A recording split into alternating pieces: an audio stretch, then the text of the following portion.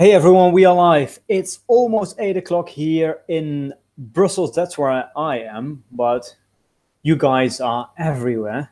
So and we're going to start in only 2 minutes, but I was thinking we'd just take minutes to warm up a bit. I see that guys have already arrived. Very good. So let me know if you can hear me and see me clearly. And let me know where you're from.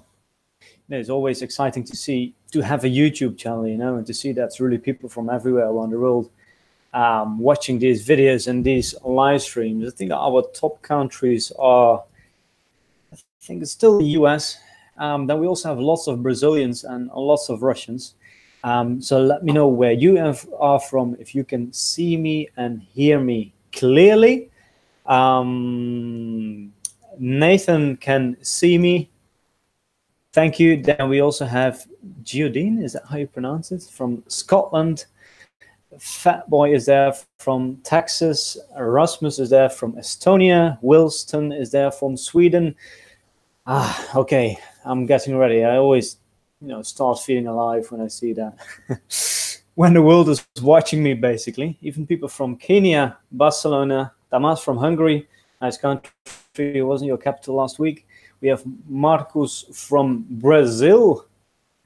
And they can even hear me in Canada. And then Kao says hello from Algeria. That's still a country I want to go. We'll go there soon, but visa is a little bit tricky. Vladimir is there. And Marcus again. Okay. Well, I guess it's time to get started, right? It's 8:01 here. I am. Let me share with you. I've prepared a presentation for today for you guys, and I have to say it's the first time ever I'm going to give this presentation. So, we do these kind of live streams quite regularly. Most of the time, like we use in a presentation that we used in the past, and we slightly adjust it, but this time it's a completely new presentation.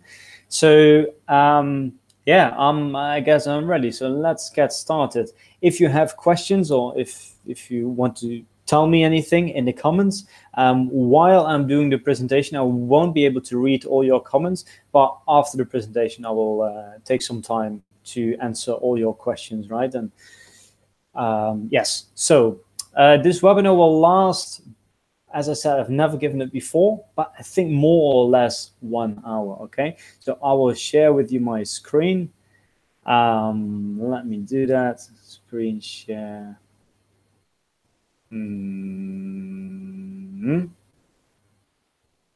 Okay, and you should be able to see my screen now. So let's get started.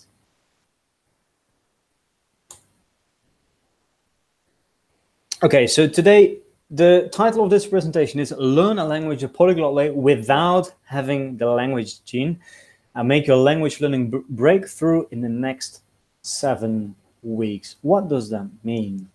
Well, if you stay until the end, as I just said, I will answer all your questions you might have. It can be about language learning, can be about anything. I will be here with you.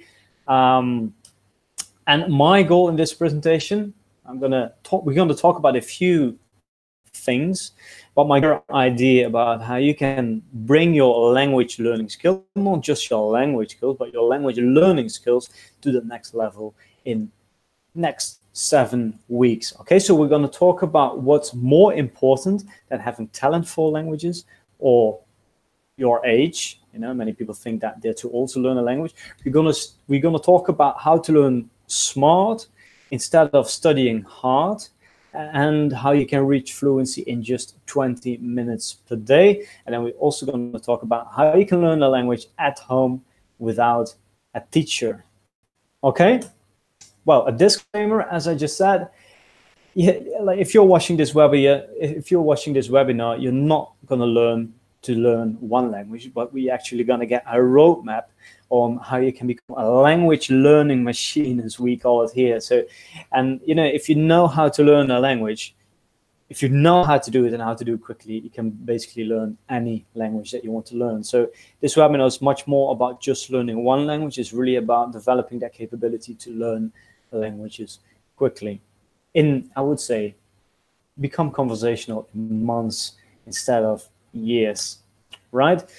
For those who don't know me, my name is Jan. I'm running a language boost together with my dear friend from Brazil, Lucas. Lucas is not here tonight. Lucas is, at the moment, he's in Thailand. It's already very late there. I think it's 2 p.m. I'm actually flying to Thailand to visit Lucas tomorrow morning. And by the way, I'm from the Netherlands, for those who didn't know and were wondering about this strange accent. We are both, we run the Language Boost together. It's a YouTube channel. It's a website where we, well, basically help people to learn foreign languages. And, you know, Lucas and I have learned many foreign languages over the last 10 years. And if you've been watching this YouTube channel, you might be thinking, shit, these guys must have this language gene, you know, that everyone is talking about. But is that really the case? And I was in my last oral English exam, and I needed to read a text, and then my English teacher was going to ask me questions in English about that text, and obviously I needed to answer in English, and I had no idea what I was reading. So when he said, you know, when he found out that I wasn't able to answer any of his questions, he said, Jan, you know what, I think it's better if you just, you know, just choose a career where English is not involved, because foreign languages are just not for you. And I didn't like studying languages at school, and I was just very, very bad at it. So it's like, if you think that only talented people can learn many languages, that's not really the case. That's not really what we have experienced. But about 10 years ago, everything changed. You can see me here. This was in 2009. It's 2019 now, so this is already 10 years ago. And this picture was taken in Shanghai because I got the opportunity to go to China as an exchange student, and I stayed there for 6 months. And you know, I was like, English is difficult.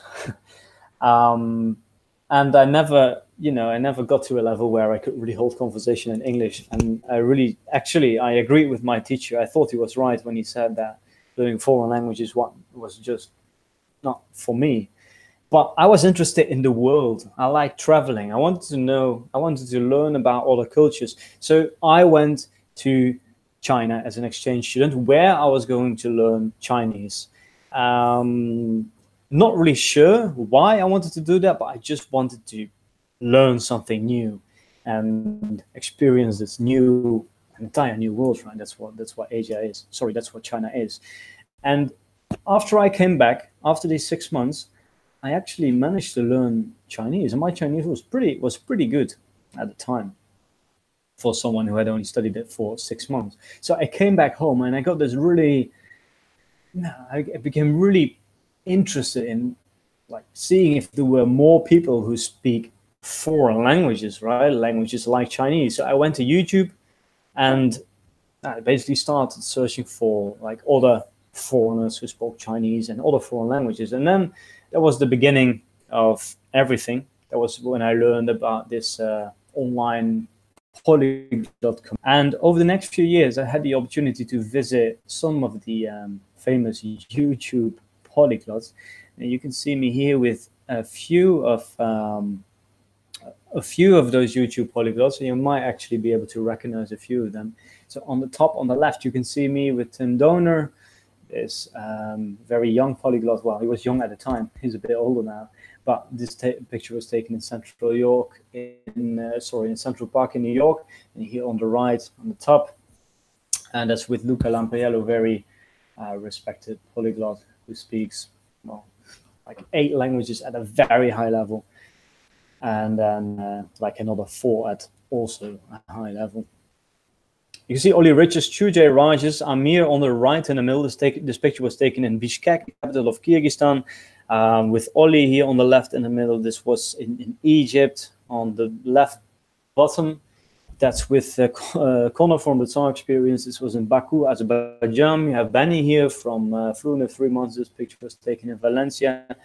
Richard, we have Alex Rollings there. So you really got the opportunity to not only just learn offline from all these people, but actually to meet them in person, go to all these conferences, and really get an understanding about how these people learn languages. And afterwards, started applying all these methodologies in my own language learning. Wondering, Jan, how could you do this?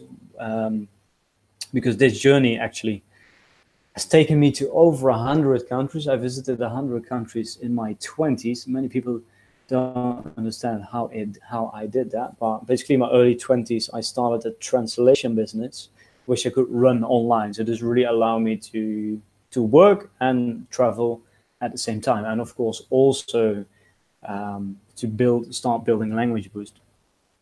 So yeah, it was actually when after I came back from China, I started learning about this whole polyglot community and about how people learn languages, how our brain works. I started learning about different methodologies, and I also did a few language learning missions. So here, for example, I went to Brazil for 3 months to learn Brazilian Portuguese.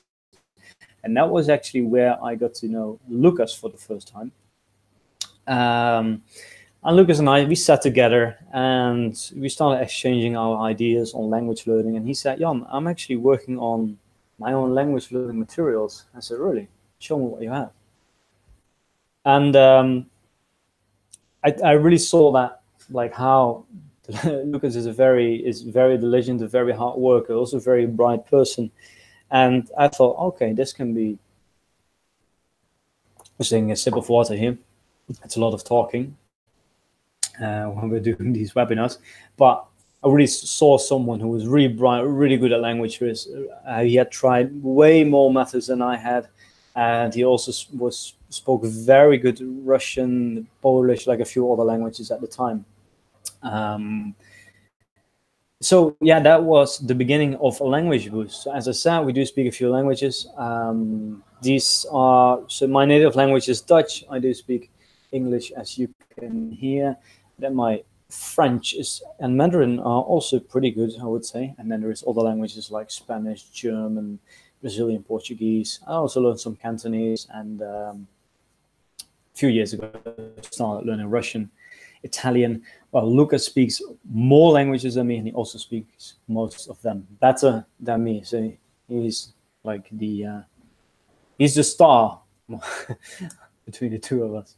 Okay, so LanguageBoost. LanguageBoost is a website, is also a blog. We also have a blog where we basically help people learn languages. We share our tips and tricks, our best language learning tips and tricks with the world.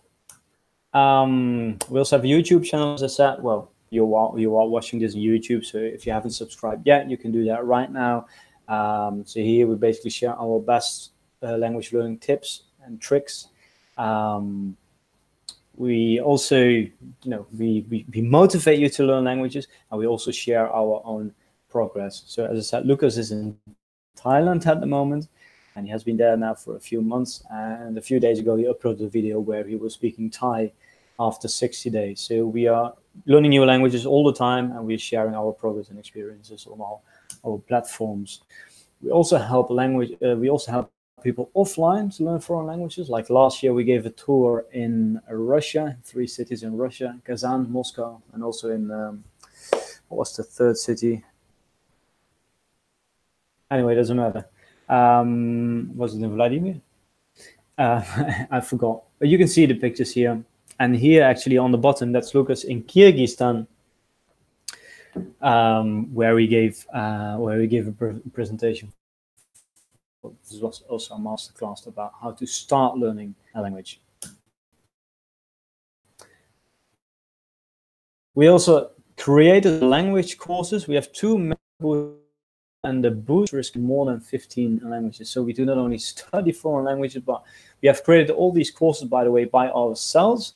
Of course, we've had some help from native speakers, but we went through every single entry of every single course in every language. So we really we know what it is like not to just learn a language, but also to we know how all these languages work, and basically how to approach learning them.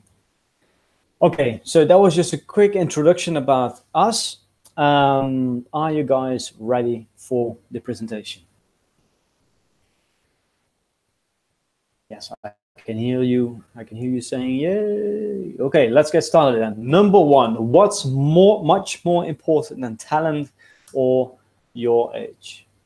Now these are two of the biggest things to learn a foreign language. I am bad at learning languages, or I don't have the language gene like you. I find it very frustrating. Most of the time, when people find out I speak a few languages, they say, "Wow, he must be gifted." But I think the people have really no idea about how much time and effort I actually put into acquiring all these languages. As I said, I went to China in 2009. This is actually a picture. You can see me with my classmates.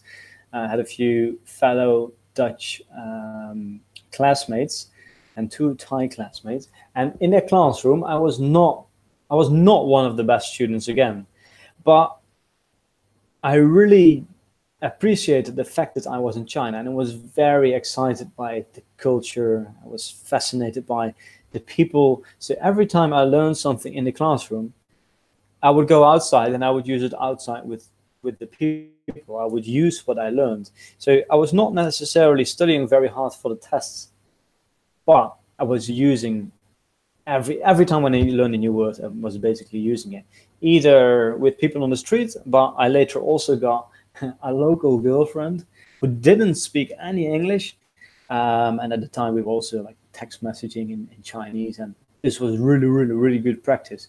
So by the end of that semester, I was not one of the best students at all.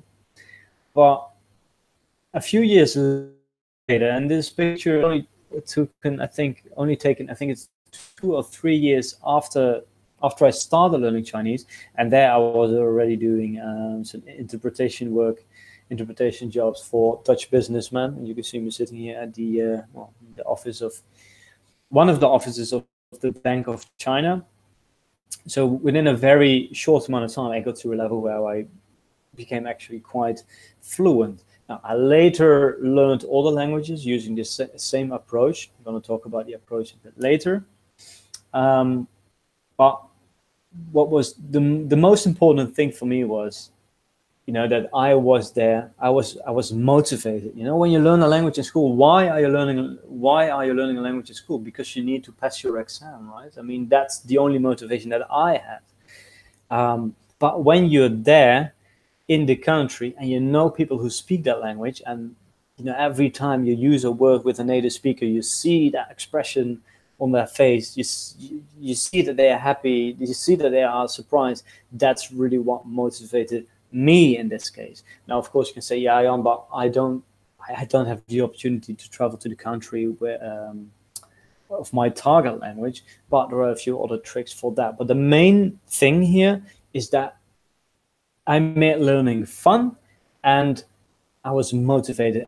And if you want to learn a foreign language and you think you are too old, or you think that you don't have the language, then please remember that having the motivation is much more important than having the language gene. This is a post that we shared on our social media. I think it was last week or something. What we learn with pleasure, we never forget. Apparently, that's a quote of a guy, or yeah, I guess it's a man called Alfred Mercier. Alfred Mercier, is that French? I think so. And why is that? It's basically when we have fun, there is emotion involved, right? And if you do something, or if you learn things when there is emotion involved, if you try to memorize things when there is emotion involved, people tend to memorize that better. It's all about building, like memorization is all about building connections with things that you already know. So associating new words, new experiences with certain things that you already know. And maybe you remember that you broke up with your partner, or maybe last time you went on an exciting date, and this girl or boy or man or women told you something. Maybe you remember the exact words. Why is that? That's because there was emotion involved. Now, fun is another kind of emotion, but when things get fun, we basically wake up and we really become able to catch a certain word or phrase. I remember learning many words in Chinese, for example, from dates that I had on my first date, but also in a classroom, like when someone made a joke. I remember very well those exact same words. So you have to make it fun. And actually, Lydia here, our dear friend Lydia Machova from Language Mentoring, gave a TED talk a few weeks ago, or a few months ago, but this video was uploaded weeks ago. Got like millions of views within a few days. And she basically said the same thing. So she gave a talk about the secrets of learning a new language. She says that, you know, there's lots of there are lots of methods, and everyone learns differently. But what all successful language learning have in common is that they actually find ways to make learning fun. And in this TED talk, she even mentions Lucas, LanguageBoost Lucas. She talks about a method that Lucas used when he started learning Russian many years ago. And he was basically chatting with people on Skype, with Russians on Skype in Russian. And then so he said hello, and then the person replied, and he basically just copy pasted that and sent it to another Russian person. So that way, the two Russians were basically having a conversation with each other. They thought they were talking to Lucas, but Lucas was following like everything they were saying, and that was his way to make it fun in the beginning. He was very curious about the Russians. Yes, well, fortunately, that these days Lucas uses other approaches, other methods to learn languages, but it's all about making fun. And when you can make your learning fun, you become motivated, and when you have the motivation, that's really like the number one thing that you need in order to make your learning journey a success. So, you know, if you look at it, like I've been to lots of polyglots events over the last few years, and I really think that the number one thing that all of those people have in common, it's not a method, it's not that they are smarter, but it's that they all really like learning languages. They're all really motivated. They like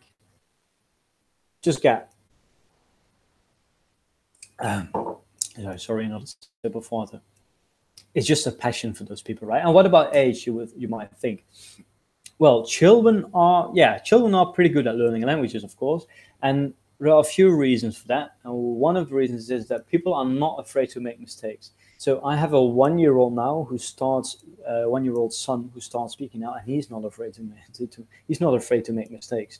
But you know, when we older, especially like if we have like at work, we don't want to make mistakes. We basically have an ego. Children don't have that. So they make mistakes and they learn from their mistakes. And it's really important that if you want to learn to speak a language, that you need to make mistakes. Children are not afraid to make mistakes. Well, obviously they spend a lot of time with the language. They are immersed in the language. And they don't have a choice, they have to. Now, adults, we also have a few benefits because we already speak at least one language, right? So if we want to learn a new word, let's say the word for phone, we already know the English word, so then it's much easier to learn the Spanish word, teléfono, for example. As I said, learning a new language is about making connections with things that you already know. If you already speak one language, it's much easier to learn a second language. And if you already know a second language, it gets much easier to learn a third language, especially if that language is similar to a language that you already speak. We just said that children spend a lot of time with the language.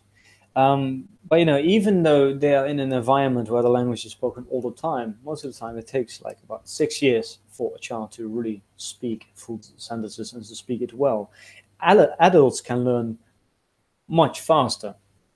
They might say, yeah, but children have a better accent, and that's true, because children haven't, like before, I think it was the age of 13, like you haven't created your identity, so you're more flexible. But once you get older, once you're in your 30s or in your 60s, you have already built your own identity, and then it gets really difficult to put another accent. You start feeling uncomfortable. Children don't have that because they, like the language that they are learning, that's all there is. Okay, adults are also more motivated. Like children learn languages because basically they have no choice, but adults, can be passionate about the language, can be more motivated, can find it also a fun activity to do, and adults have more discipline. Well, most of them at least. If you really want to do something, you can make a timetable, basically plan your study activities and study in a very structured way. Children are often too busy with playing or whatever they're busy with. So as an adult, you definitely have lots of benefits. And it's actually proof of science. There's actually done research on this, and research shows that adults are actually better language learners than children. So, and a big example of this is, of course, Steve Kaufman. Steve also has a YouTube channel here. Lingo Steve is a huge YouTube channel. Steve, I'm not sure, I think that he's 72 at the moment, and he learned about 8 languages after he turned 60. Now, again, Steve is super passionate about learning languages. He already spoke quite a few languages before his 60s. Before his 60s, basically. But it's really the proof that it's possible motivation if you really want to, And so it's about these 3 things. If you can make it fun, you get more motivation, and eventually learning a foreign language or the language itself can easily become a passion. And once you get that, once you have a passion for the language or for the people who speak that language or for the country where the language is spoken, it gets much easier to actually do the hard work, because learning a language eventually is hard work. There are lots of tips and tricks that we guys can give you. There are some very good, effective methods, but eventually you need to put in the time. The languages that I speak best are the languages that I've spoken the most, and it's more or less the same thing for all the other polyglots that I know. Eventually you need to put in the time. I always say, like, going from 0 to a conversational level is something that you can do in a few months, but like becoming really fluent, like, takes years and years and years. Aliak is one of our students from Russia. He's 56 years old, and he learned to speak, to hold a basic conversation in Spanish. This was a 10-minute conversation in only 21 lesson hours. On our YouTube channel, we have a video where you can actually see him holding a conversation in Spanish without any preparation. So there is so much proof out there that age is not a factor as long as you have the motivation. Okay, so number 2, how to learn smart, not hard, but smart, and reach fluency in just 20 minutes per day. So let's talk a little bit about learning smart versus studying hard. This is me here on the left, and you can see me with my sister. She's 2 years younger, and this picture was taken in front of the Tiananmen Square, Beijing. My sister studied Chinese at university for 4 years, and in her 4th year, she got the opportunity to go to China and study there for 1 semester. I flew to China to visit her, and I think it was like 1 year before, when I was in China, we were learning Chinese 1 semester, right? But when we got there, I actually noticed that my Chinese was, I wouldn't say at least my Chinese knew all these difficult words, and she learned the business Chinese, and she learned all the characters. Her knowledge of Chinese was much bigger than mine. But you know, if it was just about going on the street talking to the people, I was actually more fluent than she was. And she spent 4 years of her life studying Chinese at university, you know, making her homework. And the only thing I did is I went there, I learned some basic stuff, and I started using that. So I guess to show with that's how I want to show the difference between studying hard and studying smart. It's not about putting in the hours. It's about a few other things. And we actually made, and this is the first time that I'm sharing this here, as we are sharing this with the world, came up with a formula. I'm going to explain. So, of fluency,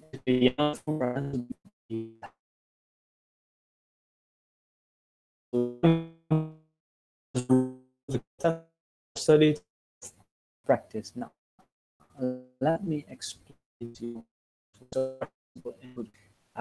There's a famous linguist called Stephen Krashen, and he basically came up with this term. He basically says that you can only learn things that you understand. So if you and you're not going to find out what is right. But if you see a word with a translation, you can actually learn. He basically says that you should always study with comprehensible. You should always get comprehensible input.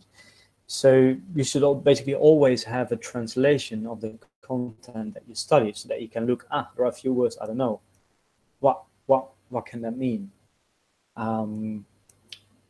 For beginners, you know, like if you're a beginner, you want to study, let's say you want to study French, and you just watch a French movie without subtitles, you know, you might get a little bit more, you might get familiar with the French sounds, but you won't be able to pick up a lot of vocabulary because there are no subtitles. You don't know what it means. So he basically says, if you study content or if you use resources, always make sure that you have a translation and that you get comprehensive. Now, for 12 hours in one day, or let's say you can study 50 hours in a week, you can also study 50 hours in a year, and then maybe 1 hour every single week, or like 10 minutes every single day. In the end, it's the same amount of time, right?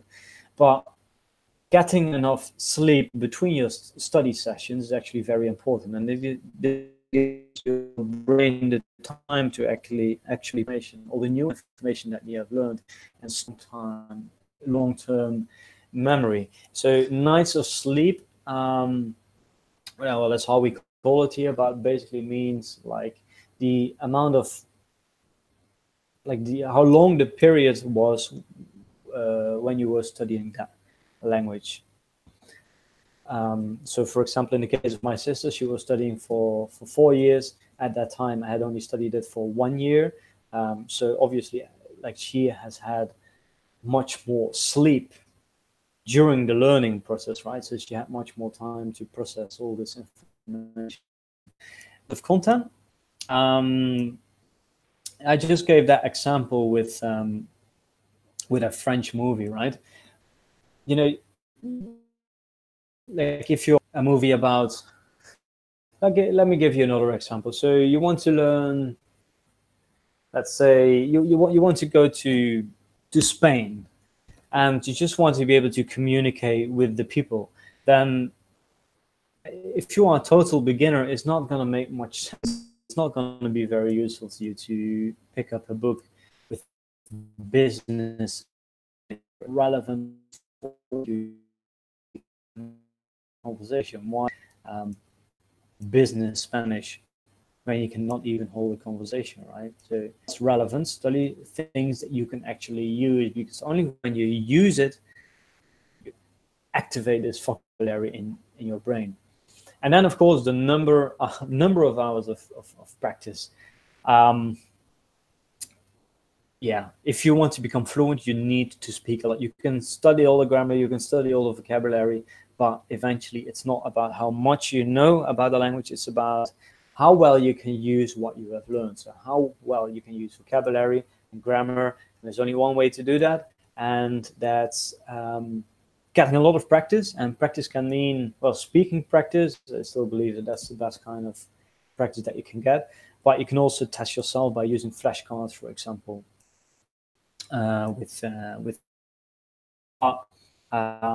Yeah, if you fluency, then we are most likely talking about, or we are actually talking about the number of speaking practice. How does that work? Let's take, I'm going to show you, right? So this is me here. I had, so I basically rated, I rated the comprehensible input, or the amount of comprehensible input that I've had. This is 4 out of 5. Okay, so 5 for comprehensible input. I done for time because this is, yeah, at the time I had studied very relevant words and grammar, and in fact, like every single word that I learned, I tried out, I use it in my own speech. And of course, there were some of my learning materials which were not very effective, but I just filtered it out. I did not focus on it. I didn't waste any energy on it. I was only focusing on the things that really matter, and I was actually using it and activating it. And because I was in the country, I actually got a fair amount of practice. So in total, I had a fluency score of, let's say, a 60.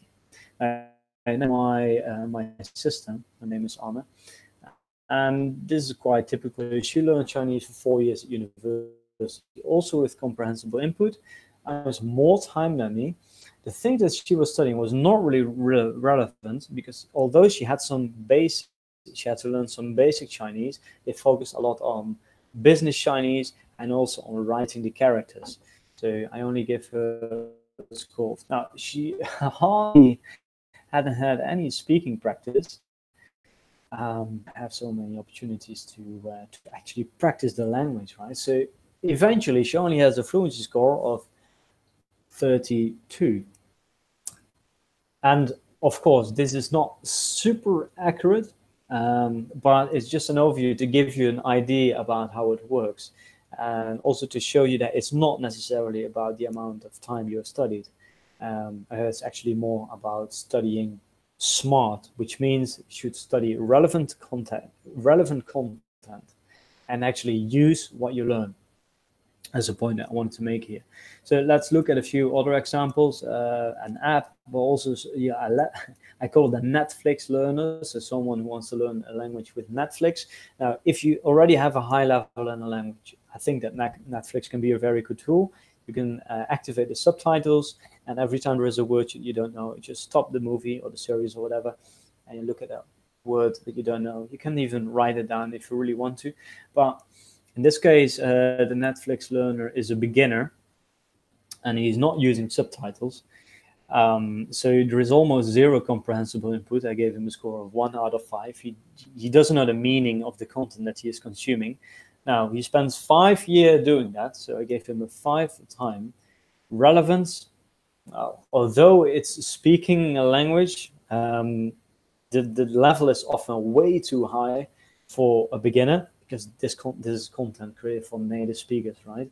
So, like you would be better off studying like dialogues for beginners, or like things that you need to, like basic phrases, for example, or most important vocabulary. He was watching movies, so I gave him a 1 for that, and he didn't practice anything because he's only watching Netflix. He's not focusing on speaking. So in the end, he only has a fluency score of 5. Then we also have the grammar freak here, and I also added the polyglot. And a polyglot is basically someone who uses content, well, which is comprehensible, that he or she can translate. The minimum amount of time here in this example, a polyglot studies with content that is relevant, and get a lot of speaking practice. And then in the end, you can come with you come with a fluency score of 125. So if you want to become better at learning languages, then ask yourself, okay, but how relevant is the content that I'm actually studying? And am I practicing enough? Now, maybe you're not spending enough time studying the language, but most of the time that's not the real problem. Okay, that's the main point that I wanted to make here with this formula. And I might be wondering, what, only 20 minutes per day? And Lucas, again, LanguageBoost Lucas, he's not here with us tonight, but he goes to these language exchanges quite often, and then people ask him, man, do you speak all these, do you speak 15 languages? Well, you must be studying languages all day long, right? And then he actually shows his statistics from the Anki app that he uses to learn languages. It's a flashcard app that you can download, and he practices with flashcards basically every single day. And he doesn't practice for more than 20 minutes per day. Every time when someone says, shit, you must be learning languages all day long for like what, for 10 years. And he always shows these stats. And it's true, because 20 minutes every single day is much more powerful than studying, let's say, 2 hours per week and doing it only 1 day per week. So consistency is really the key. And as we said here, time is not the most important factor. If you're able to put in 20 minutes per day, like for 5 days per week, you can make huge progress. If you study relevant content, and if you also practice what you learn. Now, when I do my intensive learning missions, as you've maybe seen here on this YouTube channel, I often try to study 1 hour per day, but then I only do that for a month. And then you can really make a lot of progress within a month. But if you have the time, if let's say you want to get started in a new language in 3 months, then doing something every single day, 20 minutes per day, can be very, very effective in the long term. Point number 3. So let's talk a little bit about how you can learn a language at home without a teacher. As I said, I learned Chinese in China, right? So you might think, okay, but you had the benefit there. You could use the language all the time. And from all the languages that I speak these days, I actually learned most of them online. I think that being in the country is always a good, it's a good motivation to learn the language when you're there, because it's very practical. You can actually use it. You hear it all the time. But I think in terms of actually having the right resources and the opportunity to practice, you can also do that. And if I want to learn a language quickly, I prefer it online. And then, once I get to a level where I can actually hold basic conversations, I do sometimes go to the country to really experience that language. Now, let's talk a little bit more about this. If you want to learn a language at home without a teacher, you need 5 ingredients. You need good resources. It's kind of late here. Which means that you need resources that fit your level, are just slightly above your level, and it also teach relevant things that you can use. You need a study plan. You need to be consistent in your studies. You need to be accountable, and you have to make it social and fun. Okay, so let's dive into this. So the resources that you're using, it can be an app. I'm not a big fan of apps, but it can be an app. It can be books. It can be ebooks. It can be an audio course. It can be a video course. It needs to be slightly above your level. So watching movies as a beginner, I don't think is a very effective way to get started. You need resources that let you repeat the content that you're studying. You can also do that yourself, right? So if you buy a book, instead of just going from chapter 1, chapter 2, and then work through the book like in one go, learning languages is really about repetition. most of the time we are only like learning new things. About like 1/7 of the time. So it means that like every time you learn something or you see a new word for the first time, you're only going to be able to put it in your long-term memory after 5, 6, 7, 8, 9, sometimes even 10 repetitions. So it's a lot about repetition, and good resources encourage you to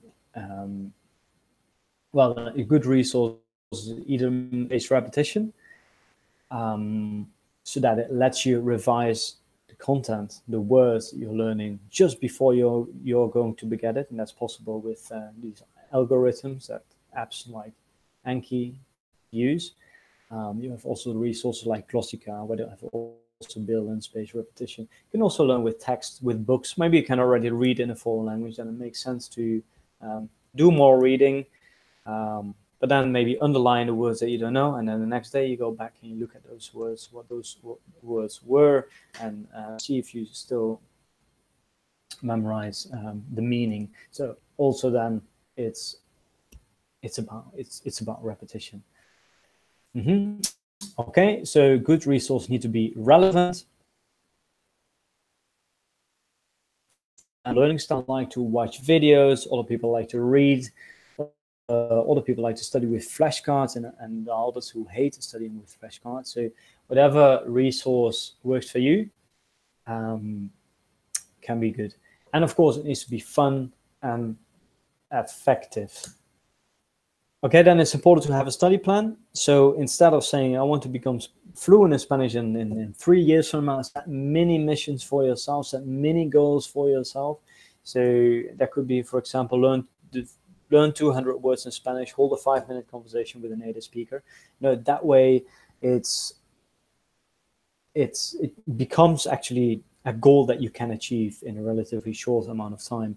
And then also, like, if you achieve your goals, if you're able to hold a 10-minute conversation with the Spanish speaker after just 2 months, this gives an incredibly amount of motivation, that feeling of achievement. And that's actually, if you ask me, that's the best kind of motivation that you can get, because once you see that you can actually do it, you gain even more motivation. And it's really about finding that momentum. So set an ambitious goal for yourself, not just like, I don't know, studying for 10 minutes every day. That's a little kind of a boring goal, but going to the country and approach 10 people in their own language and see if you can start a conversation. That's an ambitious goal. So make it fun. And of course, also you need a timetable. So like if I want to, let's say, improve my speaking skills in Cantonese, I would go to a website like italki or Verbling, and I would just schedule 5 lessons with online tutors, and I would do that a week in advance. So you need to plan ahead. Also, like when you plan these lessons, you have a commitment, with a personal commitment with someone. So you really need to show up, otherwise you're going to look bad, right? Also, studying in your dead time can really help. So maybe you commute to work, instead of listening to a podcast in your target language, or when you're waiting for the bus, you can do your flashcards, for example. That's what I do every single. Well, I basically don't have any dead time anymore, because I'm always, every time when I get bored, every time when I have to wait somewhere, I pop up my phone, or I flip up my phone and I do some flashcards, or I listen to a podcast. And that's really valuable, because if you do that every time when you have to wait for something, you can easily study for 20 if you don't have the time. So you need a good study plan. Then, of course, you need to be consistent in your learning. Consistency is the key. 20 minutes per day is much better than a few hours, only once per week. But yeah, how do you do that? We all come. It's like it's like quitting. I don't know, going to the gym, right? You sign up, and after a few weeks, you don't go anymore. Why is that? And well, basically life gets busy, right? And maybe you have tried to learn a language in the past. And you say, okay, now I'm going to do it. But then, I don't know, other things come in between, life gets busy, and eventually it's not a priority anymore. You forget about your language studies. You forget about going to the gym. And it's really good to have to be surrounded by people who are basically on the same mission as you are. So to learn a language in a group, or to have an accountability partner who basically does account checks with on you and see if you really put in the work. When then this was like, I went to the first Polyglot conference in 2013. There was a guy called Brian Kwong, and after the conference, he called me up and he said, Jan, did you see what Benny Lou is going to do? Benny Lou is this guy who flew in 3 months. It's one of the biggest blogs on language learning. And he said he's going to learn Japanese in 3 months. Shall we do that too? I was like, shit, I just learned, I learned Chinese, and I was really learning languages, really became my thing. I was like, yeah, why not try to learn Japanese? Can't be that hard, right?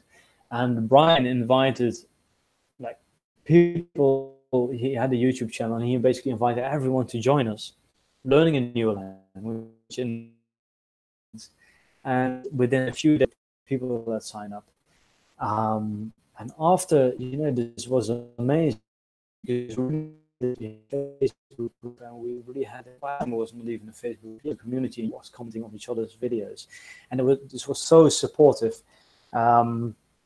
There were also native speakers in a group, so if I wanted to practice my Japanese with someone with a native speaker, I could just look in a group, and it was really that changed everything for me. And it was only back then where I actually had to learn, because before I had to learn English, German at school. Then I went to China, where I also was taking Mandarin classes.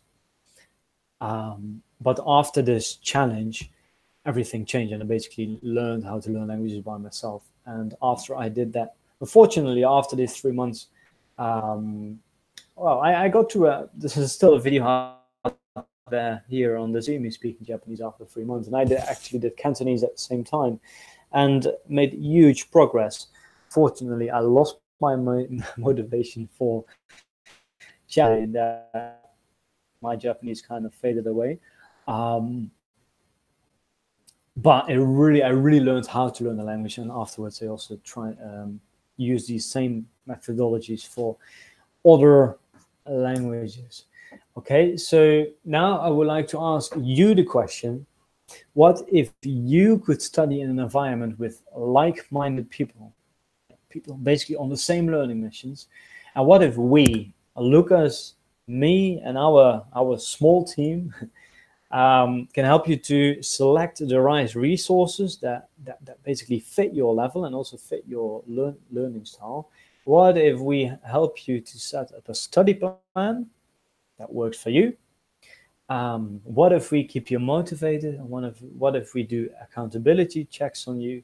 And what if we come together with the community, where we make learning a language something social, where we introduce you to native speakers, and where we basically make it fun? What if would that help? What if you could ask Lucas and me questions every single time you basically hit a plateau? Well, and that's why we have created the LanguageBoost Gym, and this is the first time ever that we are talking about it in public. So, as you know, we so far we have created a lot of courses for beginners. And we're LanguageBoost, so we have the bootcamp, and we recently did a survey where we asked you guys if we could help you best. And one thing you guys said is, well, I think it's that you loved our beginner courses, but you said you guys don't have anything for people who have already started a while ago, but we just have the feeling that they don't get any further in their language studies. And then another thing you said is that you have problems with accountability. Now, so that's why we have created the LanguageBoost Gym. Let me talk a little bit about what it is. So in the Language Boost Gym, we basically help you to stay motivated, to stay accountable, and we will be there to guide you. So motivation, there will be a community with like-minded people. So together with us and all the people in our community, we're gonna learn a foreign language or gonna make a breakthrough in our language learning. It's a program. It's 7 weeks, and there will be people from all around the world will be in the group. So if you, let's say, if you want to learn Spanish, and there might be other people in the group who have Spanish as their native language, and they might be willing to help you out and maybe also get some practice some Spanish with you. So there will also be exchange partner matchmaker. You will be able to make friends from all over the world, also with native speakers of your target language. There will also be a competition for people who are really enthusiastic about this. If you want to show your progress in a video, like for those people, we also have prizes. Accountability, we're going to do accountability checks. So if once you sign up, we're going to send you a form where we ask you many questions about your current level, about your learning goals, about how you like to study, about which problems you have had in the past, about how you think we can help you best.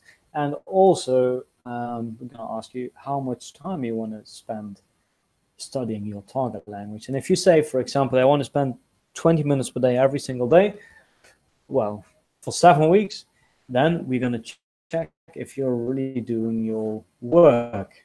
So every check if you did your work, if you did the job, and if not, then you basically lose a point, but which are accountable. And it's not just Lucas or me; it's actually the whole community who is watching you.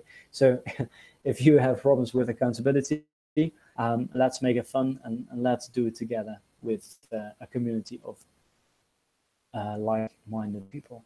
We will be there, as I said, to guide you. So we help you to select the right resources. We will look at maybe which resources that you have used in the past. Did they work for you? Do they fit your current level? We come with suggestions of resources that you can use. And then, of course, we also help you with your study plan. As I just said, you tell us how much time you want to spend on this learning mission, and then we going to put a schedule together. There's also going to be live webinars. So if you have any problems during this program, or just any questions about language learning, there will be a weekly webinar where you will get the opportunity to ask Lucas and me questions live, and you will be there with us in the actual hangout. So not like we're doing now. Now we are just listening. But here on Google Hangouts, there is the opportunity there is the option to join 10 people in one call. So you will be actually there, and you can ask us any question you might have personally, and we will be happy to answer your questions about language learning. Now, for who is this program? It's basically for all languages. Lucas and I have studied over 20 languages combined. So we cover the Romance languages. Lucas speaks like 5 Slavic languages, 4 Asian languages. One of them, of course, is Mandarin Chinese. There is Dutch, my native language. There is German. So you can basically do any language that you want. And this is actually the only program where you can actually get guidance from people who have studied all these languages, right? As I said, we are covering over 20 languages. But also, if you want to learn, a language like, if you want to learn Swahili, it's a language you don't know much about, but eventually we can help you with the motivation, with the accountability, because that's the same thing for all the languages. It's for all ages. We have had students from 15 to 60, 67, I think, is our oldest student. the most important thing is that you are actually serious. You know, if you're like, yeah, I might give it a try, yeah, let's see, you know, and within a week after we get started, you get, I don't know, something else grabs your attention, and you know, you find out that it's actually not that important for you, or that actually not that passionate about the language, then you know that's also going to be very demotivating for us. So we are really looking at people who are serious, who really want to do this, who really, you know, have this burning desire to finally make some real progress in your language learning. And then we will be very, very happy to help you in the LanguageBoost Gym. So just to wrap it all up, it's called the LanguageBoost Gym. It's a 7-week program, and we're gonna get started. We're gonna start in February, so this month on the 26th. This is the first time ever that we are launching this program. So there's going to be accountability checks. We help you selecting the right resources that fit your level. We help you creating a study plan, get access to our community with like-minded people, which is on Facebook, by the way. And then, of course, there is also exchange partner matchmaking. So we basically make an overview of all the participants and their native languages, so that you can connect to each other and you know, help each other out.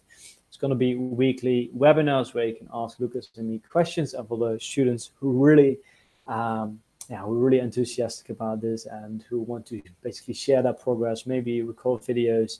There will be a competition. You know, we will give you certain tasks, and you can join that competition if you want.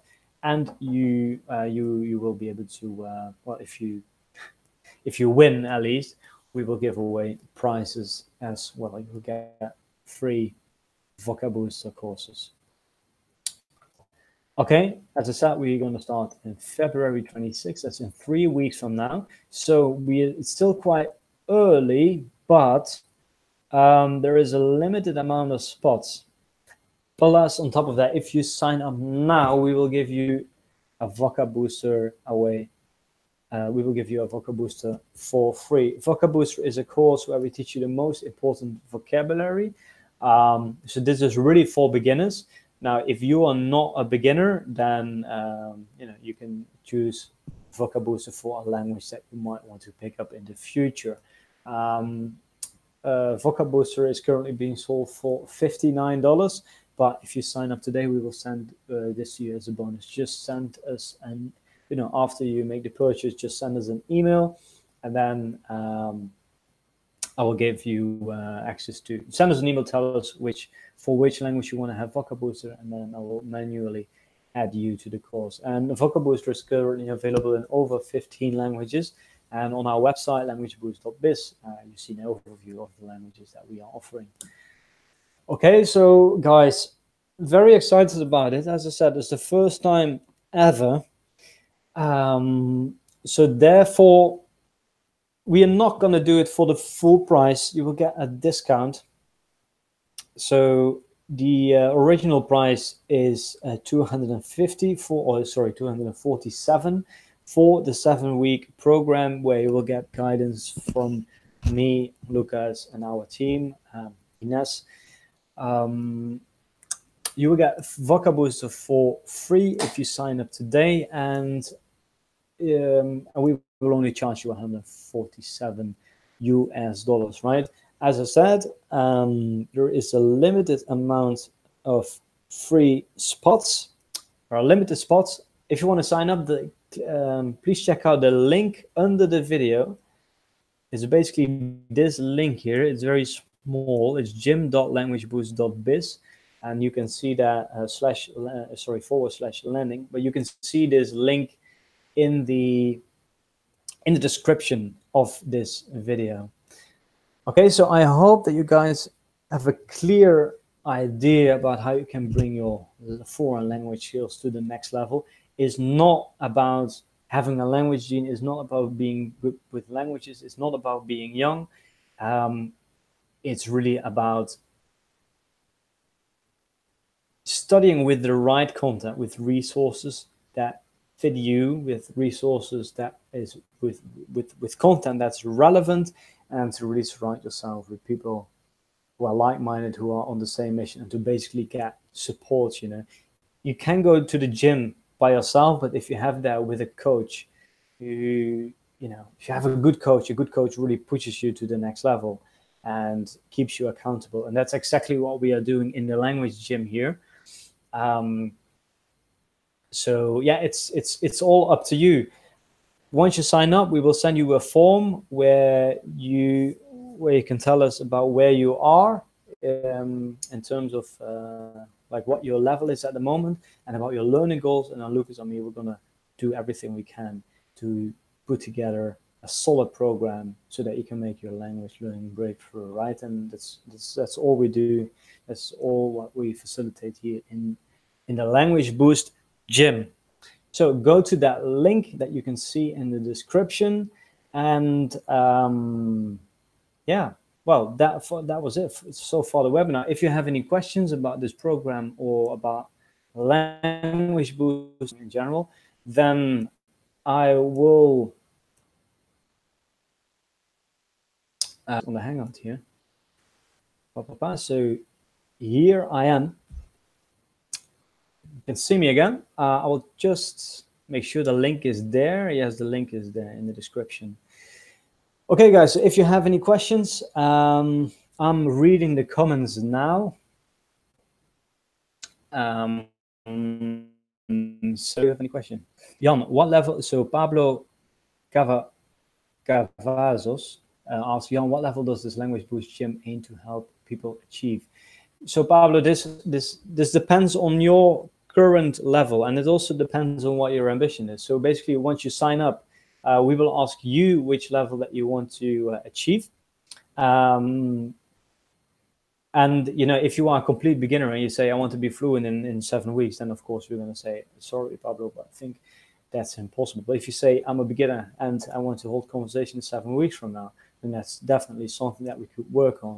You can also say, okay, I have a problem with understanding native speakers, and we're going to put together a program where you can actually improve your listening skills. So it really depends on what your current level is. It also depends on how much time that you want to invest. But we are going to make sure that we set a feasible learning goal for you. Okay. Harry says, now this LanguageBoost Gym might well be different. At the moment, I'm keeping an open mind on it. Okay, Harry, if you have any questions, let me know. Jan, recently I started learning Russian and I have learned the basics, but I still struggle with a basic conversation. What can I do to fix this? P.S. Have you used LanguageBoost Russian? Nathan, have you used VocaBooster or have you used the Boost Camp? If you have used VocaBooster, in VocaBooster you learn the words, but you do not necessarily learn very well to make sentences with these words, and that's what we do in the Boost Camp. Step number one in language learning is learning a few words, or like segments, I call them, or chunks. But then eventually you need to make your own sentences, and only when you can do that, you can start holding conversations. So that's the next step. You can learn that in the Boost Camp. If you have already done that, then you might as well need speaking practice, actually. So maybe start speaking with a tutor on italki on Verbling. Have you already tried that? Okay, there's a language exchange app called Tandem. Yeah, that's nice. That's nice. And actually know one of the founders of Tandem, they're based in Berlin, Tobias. I like the app as well, and it's of course it's cool to find native speakers to chat with. That it's a very effective way of, I would say efficient way. It can be effective. I don't think it's very efficient. It takes a lot of time to write a few sentences. I think that actually get in front of the computer and get speaking practice with someone is much more intense. It's much more scary, of course. But you say I want to hold a conversation, and that's really, if you haven't practiced that yet, then it's definitely something that you should do. Wilston says, do you think getting a job at a Chinese restaurant would be a good way to practice Chinese after studying for about 5 months? Yeah, I think so. Depends a little bit how far you got in those 5 months, but make sure that they don't speak dialects, because Chinese restaurants or overseas Chinese people often don't speak Mandarin, or maybe they speak it, but not as their first language. Depends a little bit. I'm not sure where you're based. I guess you're from the States. There's lots of Cantonese speakers there as well. But so make sure that they speak the right dialect, or that they speak Putonghua, standard Mandarin. But I think that would be a good place to learn basic phrases, basically, because you hear the same things all the time, right? So yeah, that might actually be might actually be fun. At the same time,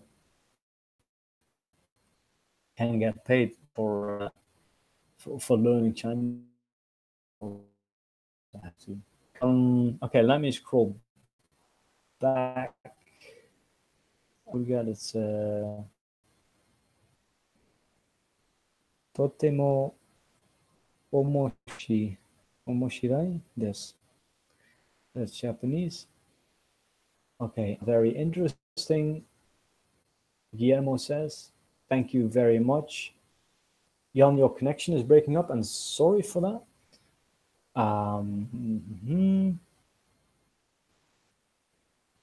Okay, any other questions?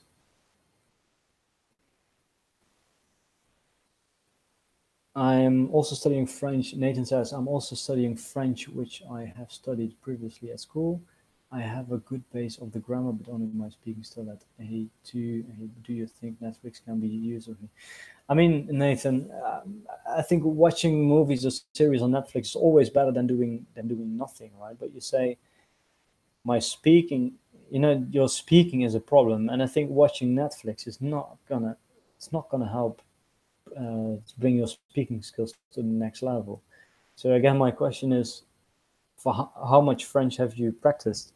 And if you have studied French for a while and you say you know the grammar and you know words, then that's not the problem. Then the problem is actually making sentences. And learning grammar and words is one, and it's definitely something you need if you want to speak fluently or if you want to speak a language well. But being able to actually use all these words and this grammar while speaking automatically without thinking that's a skill that you can only learn by doing it a lot. So I really think that, well, Netflix, yeah, it will be better than doing nothing, but um, speaking is king here. Let me scroll back a little bit.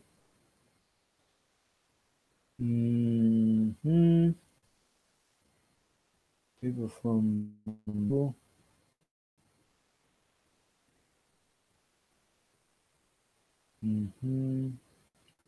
lots of Russian comments here. Okay, I don't really see any questions. So if you guys don't have any questions anymore, then I'm going to stop the webinar here. I want to thank everyone who has joined us today. And well, I wish you good luck with your language learning. As I said, tonight I will, no, actually tomorrow morning I will fly to Lucas in Thailand, where we will shoot some more language videos. So keep watching, keep looking for new videos here on our channel. We will upload them over the course of next week. Again, thanks for watching. That was it for now.